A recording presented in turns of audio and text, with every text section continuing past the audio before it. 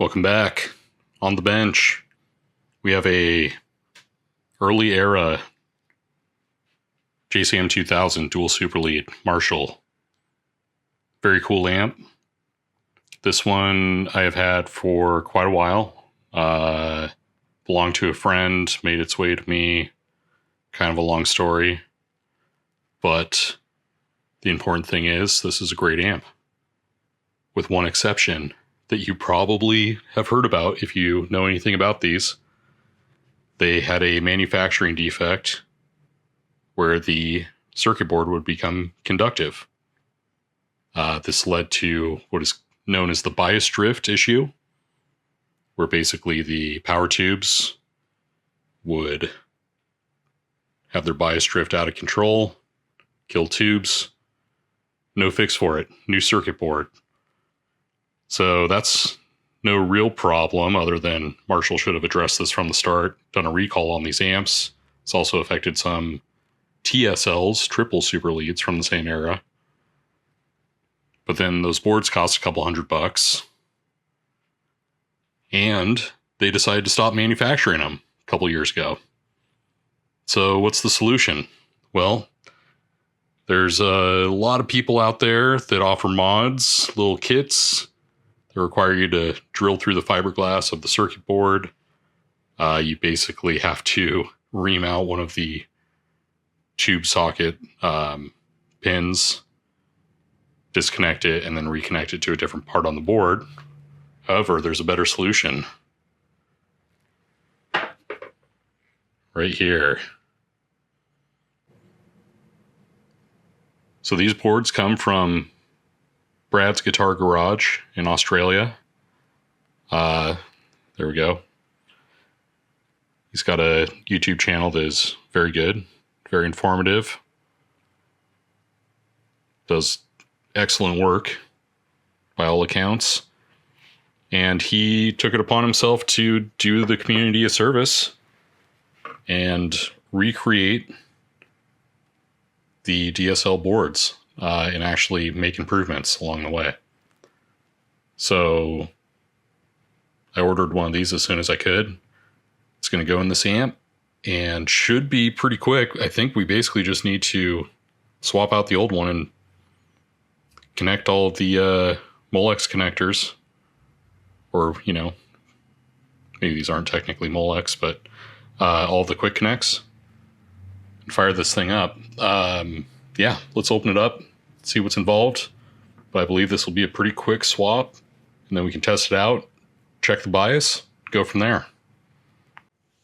We have our DSL 2000 opened up, and this is the circuit board down here that we need to replace. You can see there's actually 3 boards. There's one for the back panel that's located here, or I guess 4, because there's one for the power input here. We have one for the preamp at the front. Oh no, another guy. They're hiding all over the place. Okay, this must be for the reverb. And then the one that's down there is where we want to pull.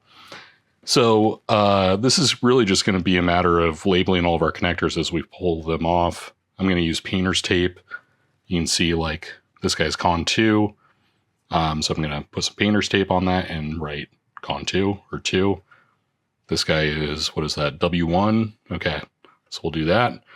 The fun thing is some of these, like Con 2 on this side, does that go to Con 2 on the other board? No, it goes to Con 3. Great, thanks. So really want to be careful that you're documenting things when you pull apart a board like this. These are arguably easier to work on than other circuit boards because everything is nice and labeled, but you can easily get yourself into trouble if you're not documenting your process as you disassemble. I'll probably set up the camera and just put this in fast motion so you can kind of see to get an overview of what it takes to do something like this.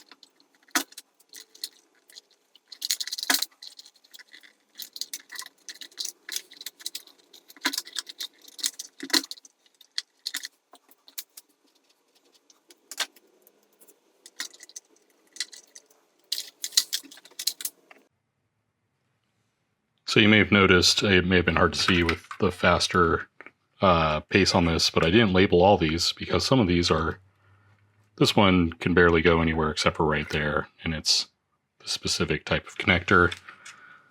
So that should be pretty self-evident. Also, there was definitely someone smarter than me in here at some point, because some of these are just labeled right on the connector, which definitely not opposed to that. Okay, and also, you may be able to see there is something going on underneath that resistor. So, not sure what happened there. I know I had this repaired at one point about 20 years ago by the local amp guru who has since gone into retirement for the most part, other than working on some small amps.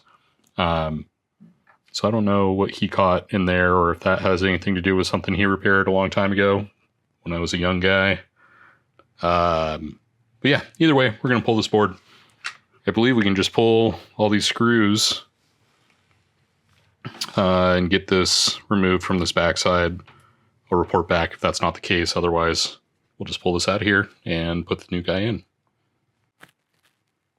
Okay, so there are those screws on the PCB, and then you also do need to remove the tube sockets. So there's 2 screws per tube socket. These guys, the grabbers, the tube retentions, are actually riveted on, so those will stay. But this is actually nice because that means the tube sockets are mounted to the chassis and not just board mounted on the PCB, which I always like. Also, I'm going to clean this guy up a little bit later on once I confirm this works. This amp definitely was with me through the free beer at bars days, so it's seen some action for sure. Okay, I'm going to flip this back over, get the new board in. All right, old board is out. Thank you for your service, old friend. We played a lot of insane shows together. And then you sat in a closet for 15 years. So let's throw the new one in, make some new memories. Okay. So we'll just want to make sure nothing is in the way. So we're getting this in.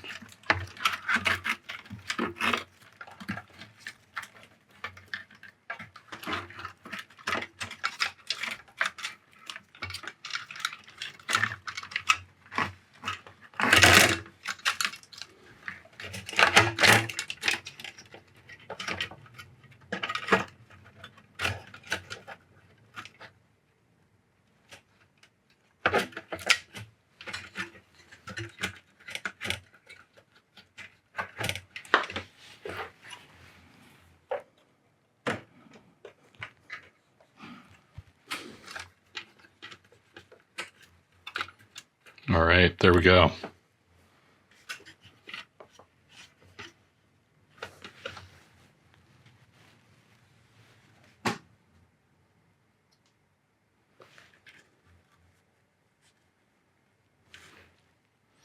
Now it seems as though we need the board retainers from this guy or some new ones. Let me see if I can get those out of the old board and if they'll be reusable. Otherwise, we're going to have to resume this when I can order some of those. All right, the new board is in and tightened down. So just going to go ahead and reverse that same process, reconnect everything to the new connectors. Some of them are in slightly different spots, but all within reach and clearly labeled. So it should be pretty quick. We'll speed this up and then show you the end result.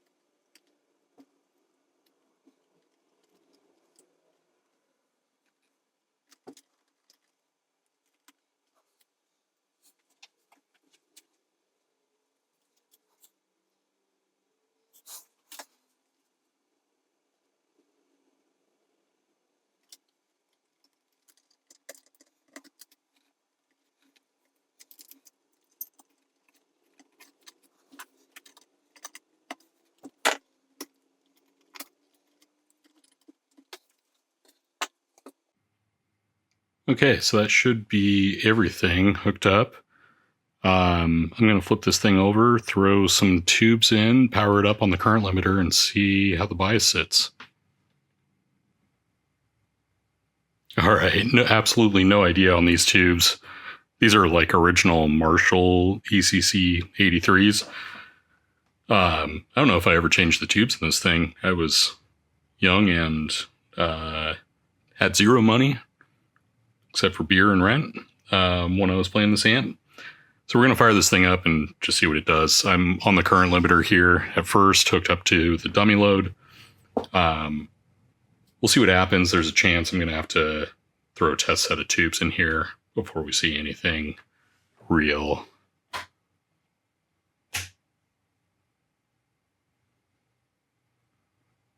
Okay, our light bulb has come on bright. We are charging those capacitors up.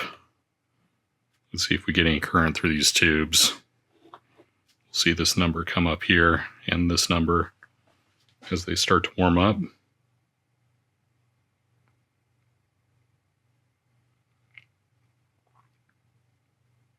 I'm not seeing the light bulb do anything concerning in terms of a short circuit. Okay, we're starting to come up here. We're not going to be, because we're on the current limiter, we're at a reduced voltage to the amp. Basically have a 120 volt light bulb in series with the amp power.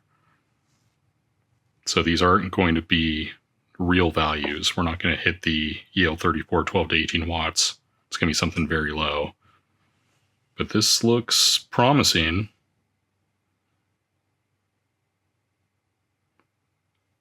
Okay, I think at the very least, we have zero short circuits. I probably am going to cut this video here and we'll do a full-on voltage test and play test with a new set of tubes in here as a secondary video. But man, looks like this board is going to be good. So yeah, thank you to Brad's Guitar Garage for making circuit boards for these. This is awesome. I actually have a second one of these amps. I'm hoping to keep this one, even though I don't know what I'll use it to play. Don't really need it around, but just for nostalgic purpose, I'll probably keep this one around. I do have a second one of these from the same exact era that will need a second board. So I probably will just be ordering a second board and then selling that guy once it's all cleaned up and ready to go. But yeah, this looks like a great solution. If you have a JCM2000 dual super lead that has the bias issue, the bias drift issue with the PCB, highly recommend going this route. It is a drop-in replacement. You got brand new tube sockets, new capacitors. Hard to ask for more, especially for the amount of work this takes. This is nothing to get one of these in here compared to any of the other mods that are out there, which you will then still have old sockets and everything else that's on that main board. So, okay, thanks again for watching. See you on the next one.